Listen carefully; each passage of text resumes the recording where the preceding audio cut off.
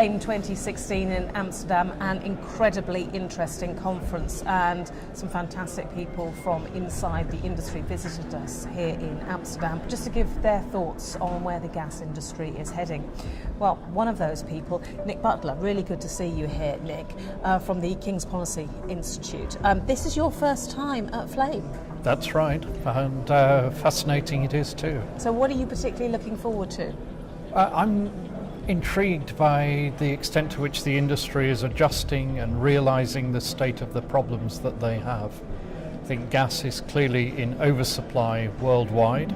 I think some people are very overextended in terms of borrowing to do the business that they're doing, and I think there's going to have to be a serious adjustment to the real market conditions that exist around the world now, but particularly here in Europe. It's a really interesting word you used. You said you were intrigued to know what they are doing. Do you think they are doing anything or doing enough, not enough? How do you see it? I think different people are at different states of awareness as to how serious the problem is. There's a sort of false optimism in the air among some people who think that they've passed the bottom of the market. I don't think that's true. I think there's still oversupply. I think there is still, actually in Europe in particular, very weak demand which could go further down over the next few years. And I think you'll now see a differentiated response. I mean, it's clear at the conference, different people thinking in different ways. That's very interesting. And when you say different people, can you sort of quantify that? Is that markets or is that people along the supply chain? It's people along the supply chain, right. It's producers, it's the utilities, it's traders. And there's no set view of the market yet. I have a pretty clear view that it's a very, very difficult market, which will get more difficult over the next few years. Not everybody agrees with that, which is fine. That's why you have conferences like this.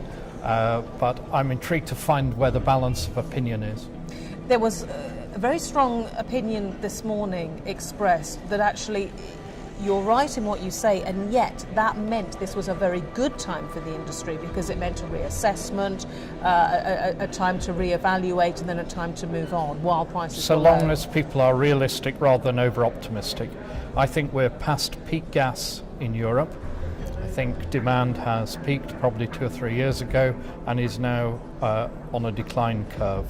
That means that the requirement now is going to be very competitive. Different people competing for their place in the European market in particular, and how that competition is managed. For instance, will the Russians be allowed to get a bigger share of the European gas market, or will it be regulated away? That's one thing. How far will the subsidies on renewables go? Will there be a carbon price? If there was a carbon price, that would force coal out of the market and give gas another chance.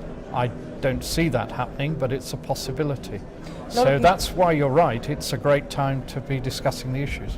A lot of people are talking about LNG today, and yes, talking about oversupply, and there being a lot of LNG around and looking almost for a home. I mean, how do you see that playing into the mix in Europe? I think you will have stranded cargoes of LNG.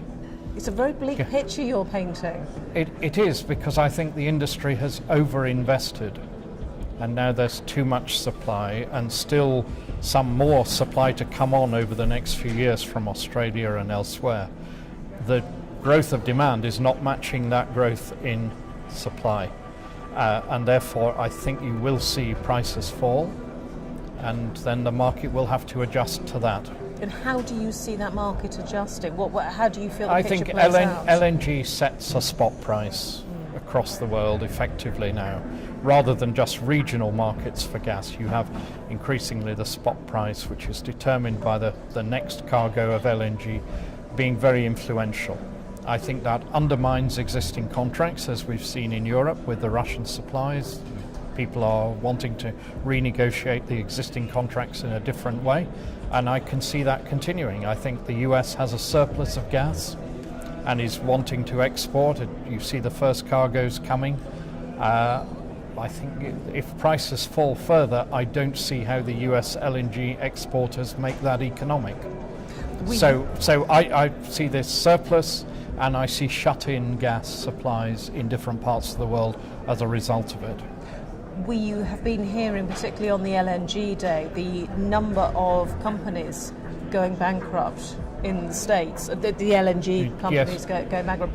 Do you see that number rising, or do you feel that was almost like a separation of those who were, dare I say, not going to make it anyway, and the ones that are stronger surviving whatever the market conditions? It's a great question. I think what we don't know is how strong the ones who have so far survived are, whether they can see through a downturn in the market or not. So I wouldn't like to say there's going to be a whole raft of further bankruptcies, but I think those who have relied on exporting into Europe at quite high prices to cover their economics, to me that doesn't work. They're going to have to think again. Can we turn to Russia? Really interesting case in that they have the capability of supplying more. There's room in the pipelines. Yes. They have the supply. Yes. What do you think that will do to their price? We've heard from other experts saying that Gazprom likely to lower prices further. I think the issue for Russia is that they had hoped to diversify their market towards China. They had initial deals 2 years ago. I think Mr. Putin went to Beijing, and they were hoping that was balancing for them the European market. Those deals have not been completed. There's no agreement on the volumes, there's no agreement on where the gas will come from, there's no agreement on the price. So that leaves them completely dependent on the European market. I think they want to absolutely retain their market share in Europe, and if possible to increase it. That's a political issue for the European Union, for Germany. I would bet that Nord Stream 2 will go ahead, and I think that will give the Russians a larger share of the European market, and I think they'll do that with a lower price. They really need, it's a key source of income for them to get the gas into Europe. They have nowhere else to take it at the moment, from West Siberia, from Yamal, and that's my view of the next step. That then puts the pressure on all the other suppliers, including the people from the US who want to bring LNG into Europe at a lower price, what is economic and what is not. You're almost giving a situation where it's a race to the bottom in prices. Yes, a race downwards. At some point, people won't be able to cover their costs, and therefore they'll stop producing, stop exporting into areas like Europe. We're not quite there yet. In the meantime, I think there'll be great competition.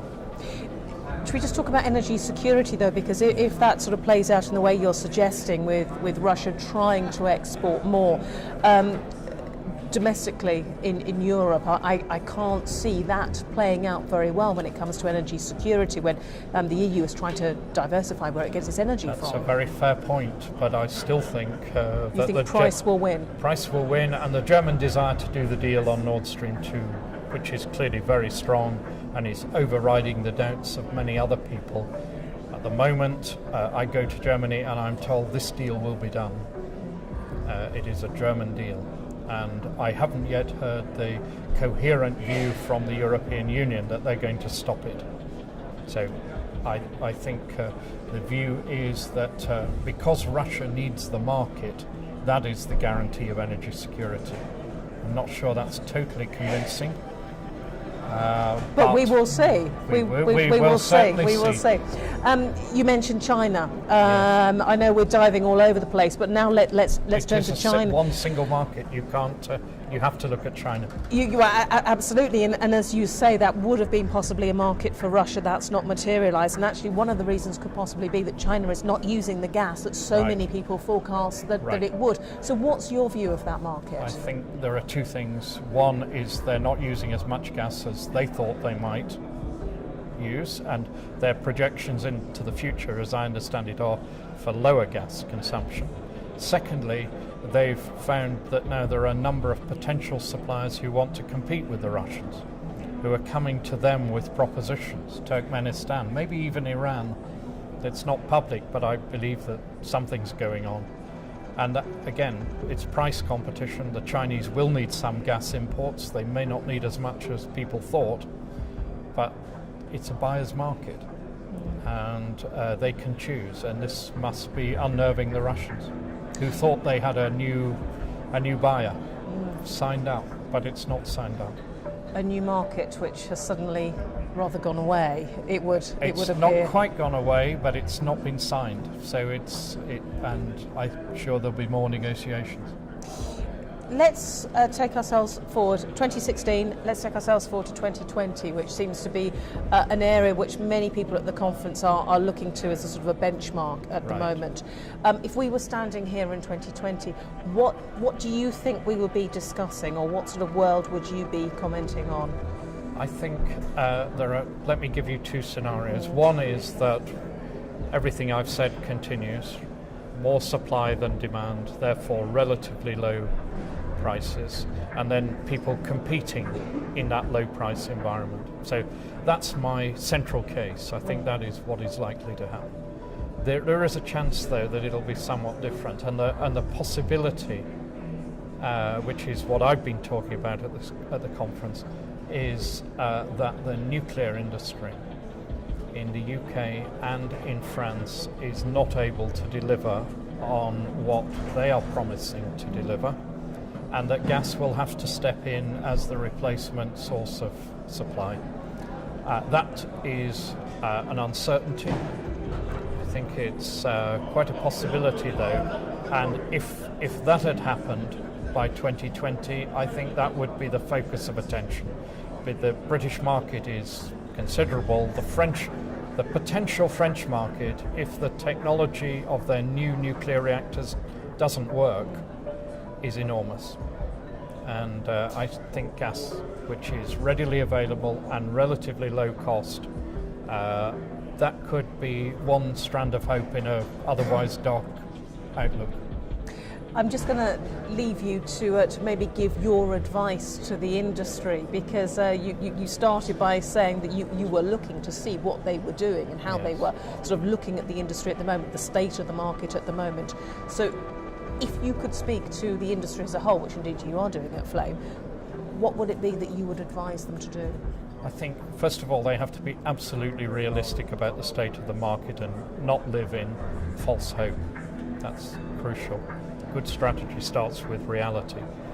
Secondly, I think they have to realise that a low price environment is probably pretty permanent now, and therefore they should be looking to get out of any expensive projects that they're involved in and concentrate on the lower cost ones. Europe still needs gas, the world still needs gas, but it will be very competitive. Those who win will be those who have the lowest cost supply. A lean and mean market. A lean and mean market, yes. Nick, it's been really good to speak to you. Thank you very much for your time, and enjoy Flame 2016. Pleasure. Thank you. Thank you.